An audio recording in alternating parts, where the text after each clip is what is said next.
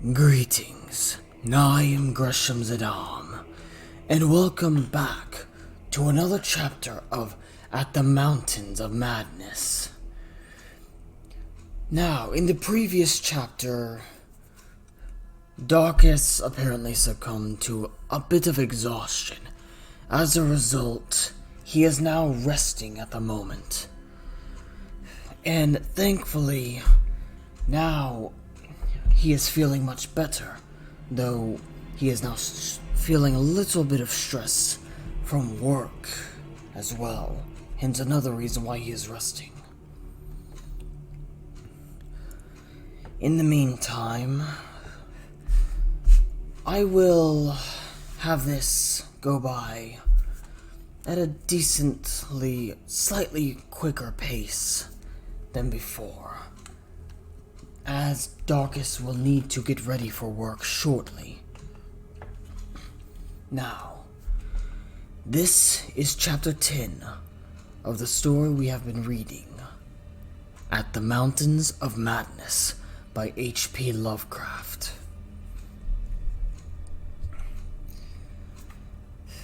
And before we begin, I do hope you have enjoyed the story thus far as much as we have. It is honestly fascinating. In the meantime, let us begin, shall we? Chapter 10. Many people will judge us callous as well as mad for thinking about the Northwood Tunnel and the Abyss so soon after our somber discovery, and I am not prepared to say that we would have immediately revived such thoughts but for a specific circumstance which broke in upon us and set up a whole new train of speculations. We had replaced the tarpaulin over poor Gedney, and were standing in a kind of mute bewilderment when the sounds finally reached our consciousness. The first sounds we had heard since descending out of the open where the mountain wind whined faintly from its unearthly heights. Well known and mundane though they were, their presence in this remote world of death was more unexpected and unnerving than any grotesque or fabulous tones could possibly have been, since they gave a fresh upsetting to all our notions of cosmic harmony. Had it been some trace of that bizarre musical piping over a wide range, which Lake's dissection report had led us to expect in those others, and which indeed our overwrought fancies had been reading into every wind howl since we had heard since coming on the camp horror, it would have had a kind of hellish congruity with the aeon-dead region around us. A voice from other epochs belongs in a graveyard of other epochs. As it was, however, the noise shattered all our profoundly seated adjustments, all our tacit acceptance of the inner Antarctic as a waste as utterly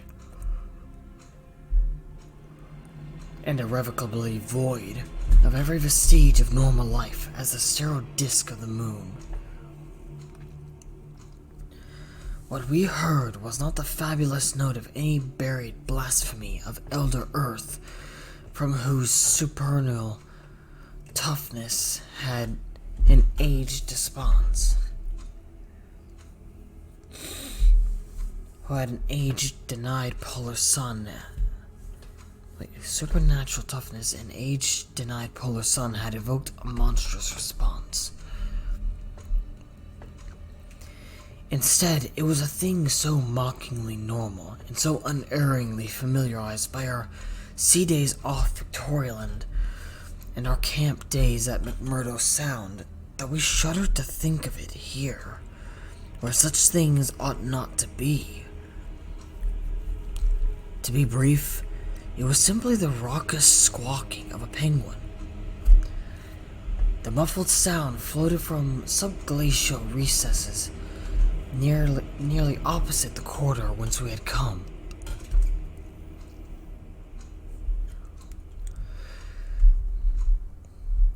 Regions manifestly in the direction of the other tunnel to the vast abyss. The presence of a living water bird in such a direction, in a world whose surface was one of age-long and uniform lifelessness, could lead to only one conclusion. Hence our first thought was to verify the objective reality of the sound.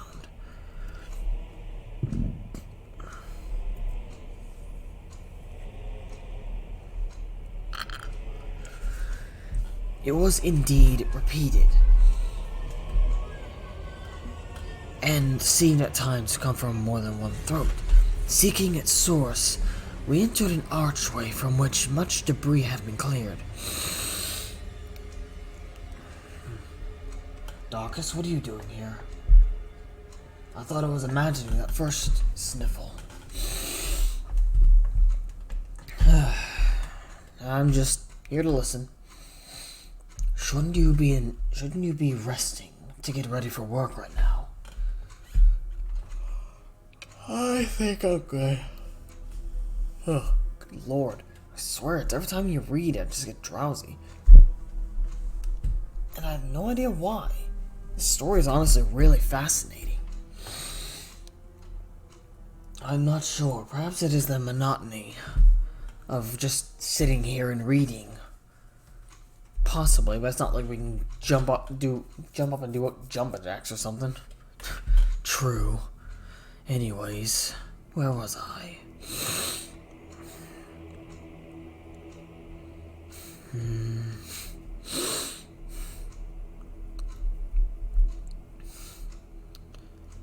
Here we go.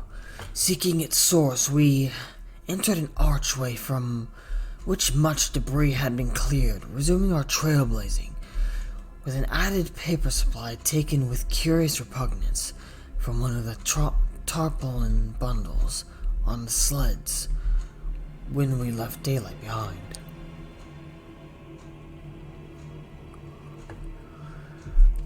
As the glaciated floor gave place to a litter of detritus, we plainly discerned some curious dragging tracks, and once Danforth found a distinct print of a sort whose description would only be too superfluous.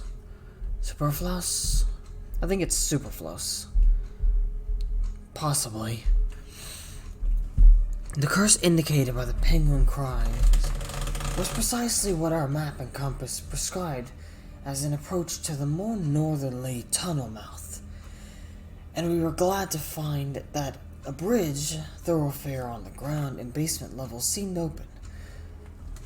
The tunnel, according to the chart, ought to start from the basement of a large pyramidal structure, which we seemed vaguely to recall from our aerial survey as remarkably well preserved. Along our path, the single torch showed a customary profusion of carvings, but we did not pause to examine any of these.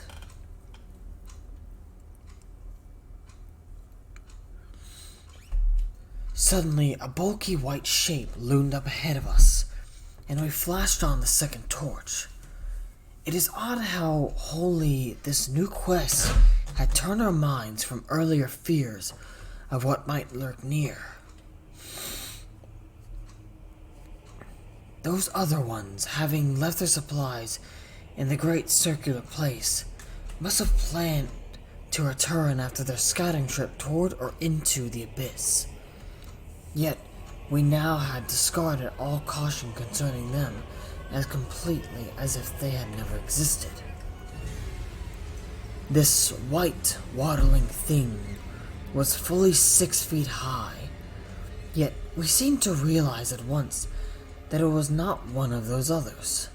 They were larger and dark, and according to the sculptures, their motion over the land surfaces was a swift, assured matter, despite the queerness of their seaborne tentacle equipment.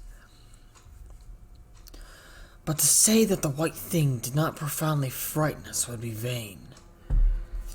We were indeed clutched for an instant by a primitive dread, almost sharper than the worst of our reasoned fears regarding those others.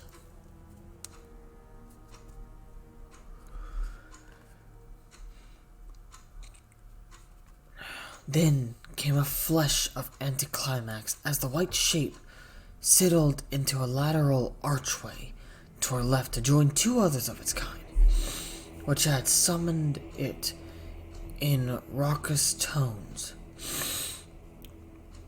For it was only a penguin, albeit of a huge, unknown species larger than the greatest of the known king penguins, and monstrous in its combined albinism and virtual eyelessness. Oh yeah, that's actually normal for any animal that grows up in deep caves, that evolves in deep caves. They tend to evolve lacking in sight, because in the depths of the caverns, it's pitch black and therefore sight is useless. Therefore, they grow to adapt to hearing, sense of touch, things like that. Fascinating. Yeah, but one other thing, sometimes subterranean creatures like these can be up to at least twice as aggressive as any creature found on the surface. Simply because if a person were to go down there, they would start disturbing the silence. And this would result the creatures down there becoming agitated. Interesting. Well, it is time to get back to the story. Yeah, go right ahead. When we had followed the thing into the archway and turned both our torches on the indifferent and unheeding group of three, we saw that they were all eyeless albinos of the same unknown and gigantic species. Their size reminded us of some of the archaic penguins depicted in the Old One's sculptures, and it did not take us long to conclude that they were descended from the same stock. Undoubtedly surviving through a retreat to some warmer inner region whose perpetual blackness had destroyed their pigmentation and atrophied their eyes to mere useless slits. That their present habitat was the vast abyss we sought was not for a moment to be doubted, and this evidence of the gulf's continued warmth and habitability filled us with the most curious and subtly perturbing fancies. We wondered, too, what had caused these three birds to venture out of their usual domain. The state and silence of the great dead city made it clear that it had at no time been in a habitual seasonal rookery, whilst the manifest indifference of the trio to our presence made it seem odd that any passing party of those others should have startled them. Was it possible that those others had taken some aggressive action or tried to increase their meat supply?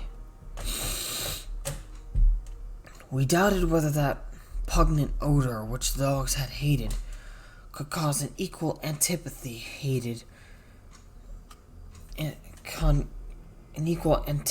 in these penguins, since their ancestors had obviously lived on excellent terms with the Old Ones. An amicable relationship which must have survived in the abyss below. Okay, notifications. Yeah, sorry about that. It's fine, but let's see, where did I leave off? Okay, here. Undoubtedly surviving through a retreat to some warmer inner region where perpetual blackness had destroyed their pigmentation. Wait, that their present habitat was the vast abyss we saw. Okay, I was here, okay. Not for a moment to be doubted, the evidence of the gulf's continued warmth and habitability filled us with the most curious and subtly perturbing fancies. We wondered, too, what had caused the three birds. Okay, let's see. I've already read that.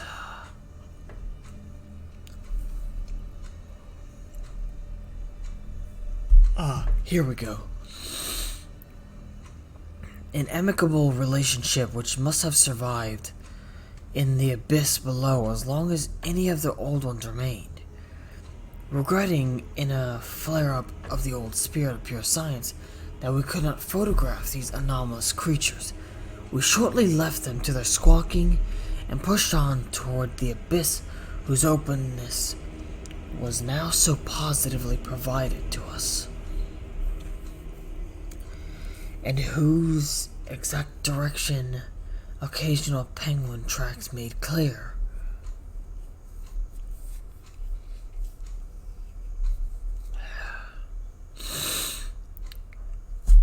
Not long afterward, a steep descent into a long, low, doorless, and peculiarly sculptureless corridor led us to believe that we were approaching the tunnel mouth at last.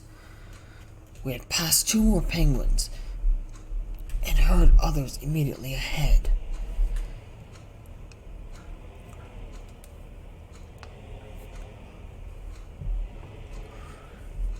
Then the corridor ended in a prodigious open space which made us gasp involuntarily. A perfect inverted hemisphere, obviously deep underground.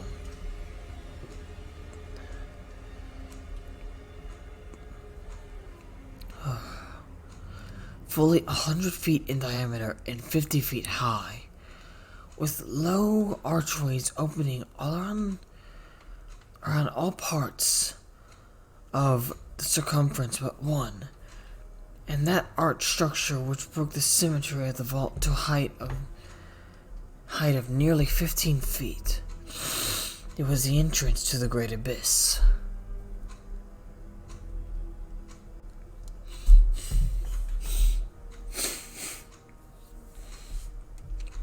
In this vast hemisphere, whose concave roof was impressively though decadently carved to a likeness of the primordial celestial dome, a few albino penguins waddled, aliens there but indifferent and unseen.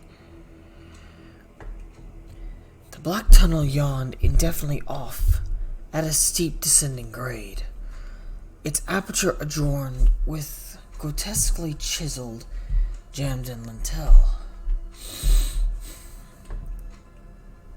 From that cryptic mouth we fancied a current of slightly warmer air, and perhaps even a suspicion of vapor proceeded, and we wondered what living entities other than penguins the limitless void below. I believe that sentence was supposed to be what living entities other than penguins possibly stayed within the limitless void below, and the contiguous honeycombing of the land and the Titan mountains might conceal. We wondered, too, whether the trace of mountaintop smoke at first suspected by poor Lake, as well as the odd haze we had ourselves perceived around the rampart-crowned peak, might not be caused by the tortuous channeled rising of some such vapor from the unfathomed regions of the Earth's core. Excuse me for just one moment. This will be cut out, starting here. Okay, let's see what we have here. Okay. So, where have I left off? Here we go. Entering the tunnel, we saw that it was Its outline was, at least at the start, about 15 feet each way, sides, floor, and arched roof composed of the usual megalithic masonry. The sides were sparsely decorated with cartouches of conventional design in a light decadent style, and all the construction and carvings were marvelously well preserved.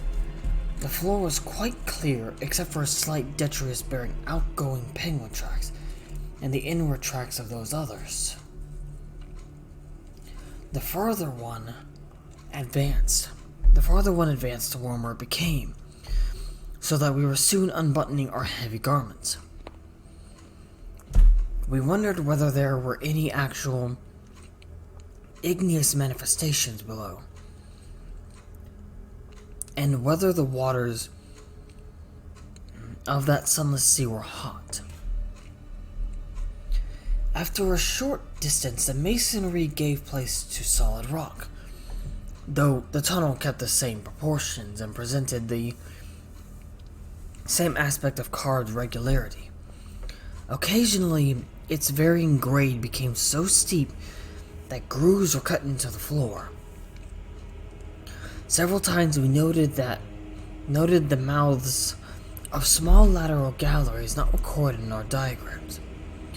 None of them such as to complicate our problem of our return, and all of them welcome as possible refuges in case we met unwelcome entities on their way back from the abyss.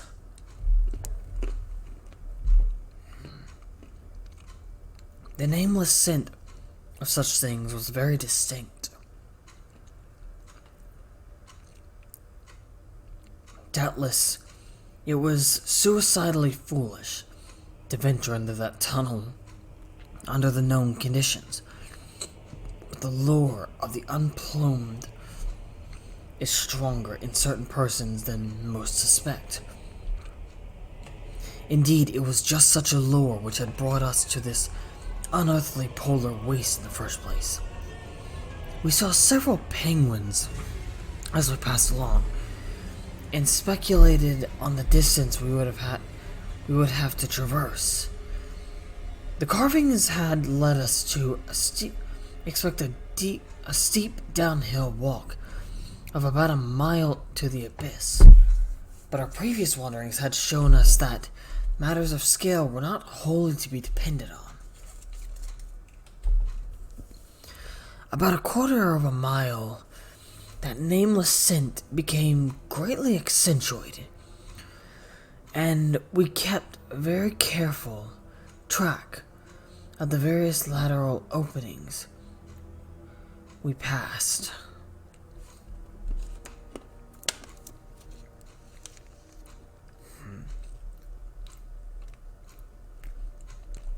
There was no visible vapor, as at the mouth, but this was doubtless due to the lack of contrasting cooler air. The temperature was rapidly ascending, and we were not surprised to come upon a careless heap of material shudderingly familiar to us. It was composed of furs and tent cloth taken from Lake's camp, and we did not pause to study the bizarre forms in which the fabric had been slashed. Slightly behind this point, we noticed a decided increase in the size and number of the side galleries, concluding that the densely honeycombed region beneath the higher foothills must now have been reached. The nameless scent was now curiously mixed with another. What? Wait. Hold on. What just happened?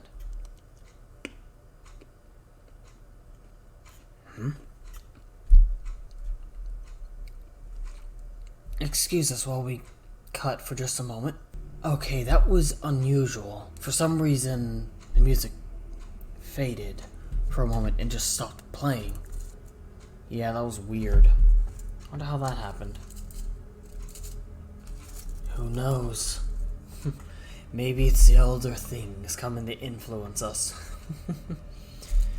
I highly doubt that, Darkus. They would not be able to influence me anyways. I wouldn't say that. You never really know. In the eyes of you humans, I too could be considered an eldritch abomination. Well, yes, but I don't think you're technically considered one, because, you know, eldritch typically refers to as out of world. I come from a realm within dreams. Let's not argue over this. I'll go ahead and get back to the story. Right.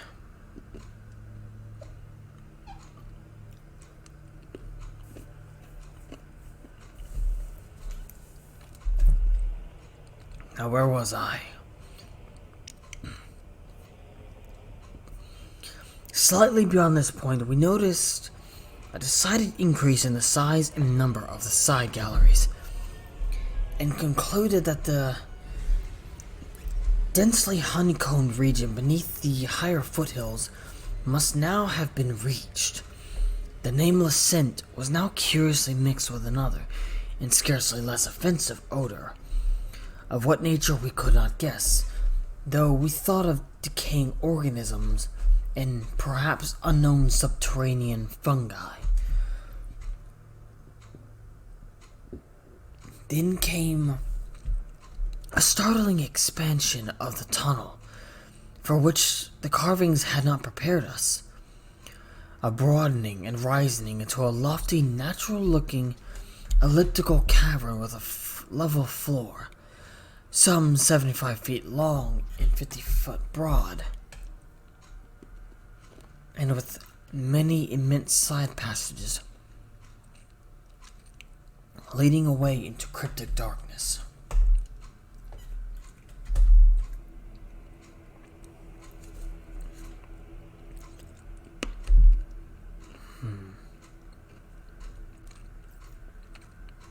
Though this cavern was natural in appearance, an inspection with both torches suggested that it had been formed by the artificial destruction of several walls between adjacent honeycombings. The walls were rough, and the high vaulted roof was thick with stalactites, but the solid floor had been smoothed off, and was free from all debris, detritus, or even dust to a positively abnormal extent.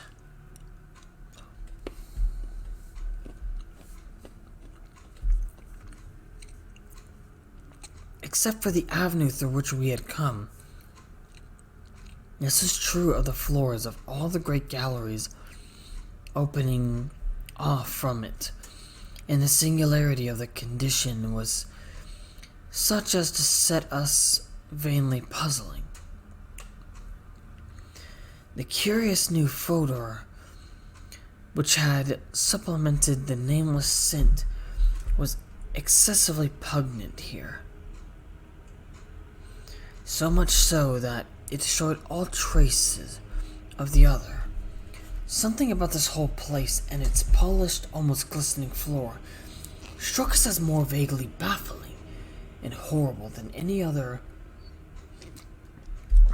the monstrous things we had previously encountered. The regularity of the passage immediately ahead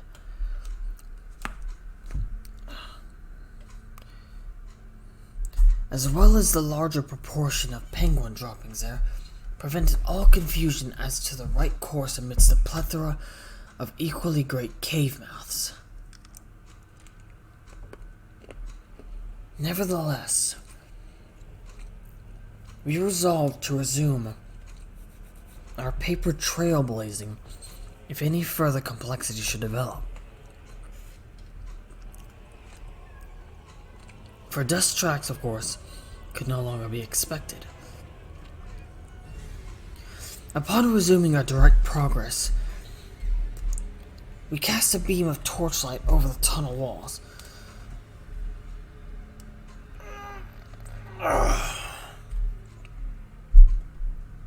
Stretching, Daucus? Yeah, I'm good. As you wish. If you say so. Stop short in amazement of the supremely radical change which had come over the carvings in this part of the passage.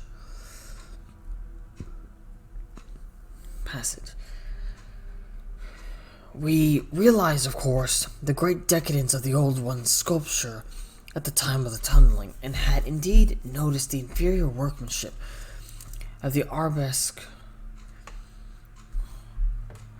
in the sculptures behind us.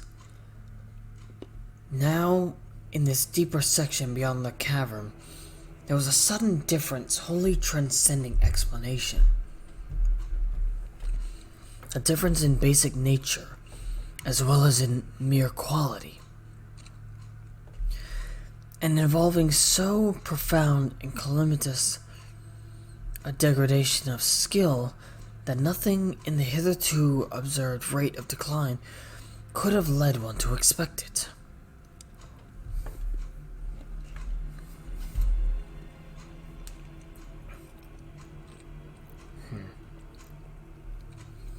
This new degenerate work was coarse, bold, and wholly lacking in delicacy of detail. It was countersunk with exaggerated depth in bands following the same general line as the sparse cartridges of the earlier sections. But the height of the reliefs did not reach the level of the general surface.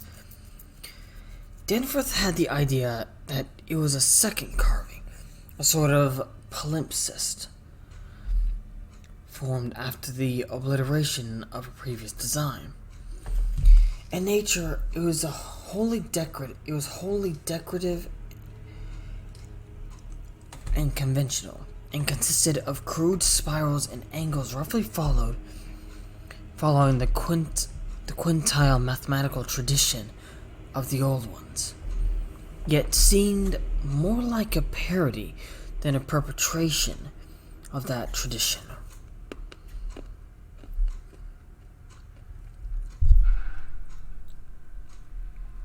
What was that?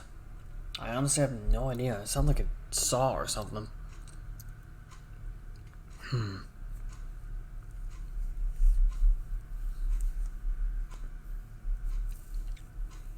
Alright, let's see.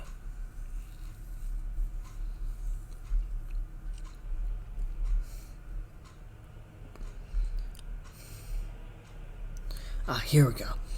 We could not get it out of our minds that some subtly but profoundly alien element had been added to the aesthetic feeling behind the technique. An alien element, Danforth guessed,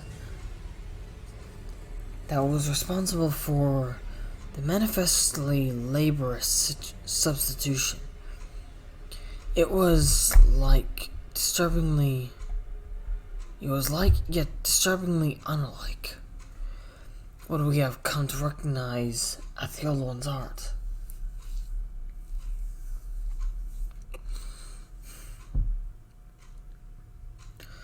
And I was personally reminded of such higher things as the ungodly polymarine sculptures fashioned in the Roman manner. That others had recently noticed this belt of carving was hinted by the presence of a used torch battery on the floor in front of one of the most characteristic designs.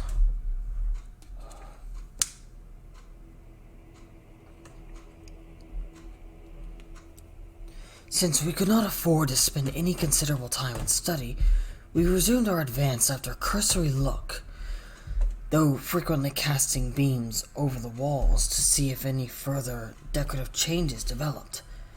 Nothing of the sort was perceived, though the carvings were in places rather sparse because of the numerous mouths of smooth-floored lateral tunnels.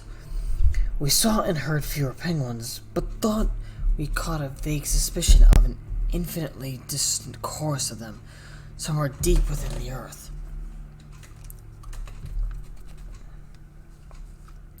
The new inexplicable odor was abominably strong, and we could detect scarcely a sign of the other nameless scent. Puffs of visible vapor ahead spoke increasing contrast in temperature and the relative nearness of the sunless sea cliffs of the great abyss.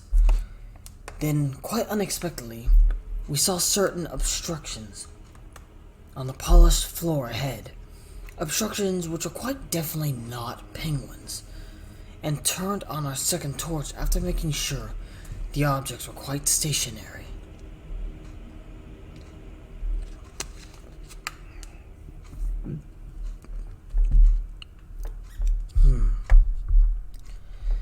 And that concludes Chapter 10.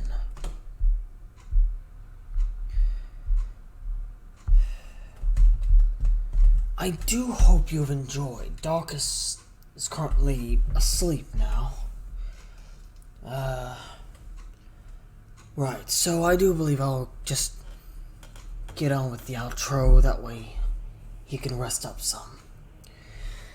Thank you so much for watching and listening in. If you enjoyed this chapter, be sure to leave a comment down below telling us your favorite parts. And also be sure to hit the like button and the subscribe button for more of our content. Also be sure to hit the notification bell so you know when Darkus uploads any of our videos.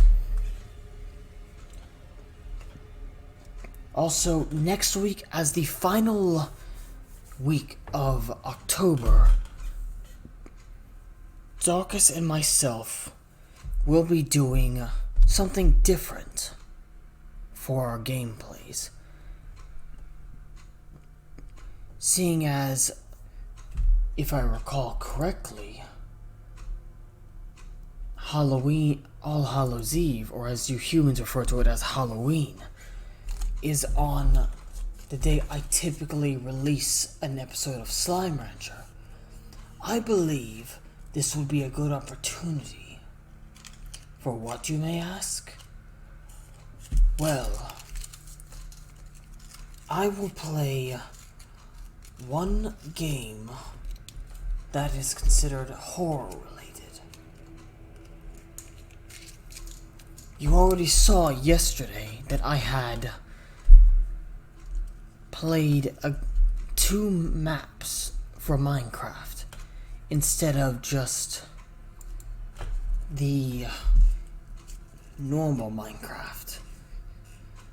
I will be doing the same thing next week, and I will replace, and this is just for next week to let you know that I will be replacing Slime Rancher with one random game that Darkus will choose. But in the meantime, thank you so much for watching. Sorry for repeating myself constantly. I seem to be being affected by the delirium that Darkus is feeling. And it's not delirium. Don't forget, we kind of share the same body because I'm voice acting you. So what I feel, you feel. But you feel it less than I do. Fair enough. Anyways, we will see you in the next video. Now I'm Gresham Zadam. And I'm Darkus Cyril. And we are signing out. Have a good day, everybody. Indeed.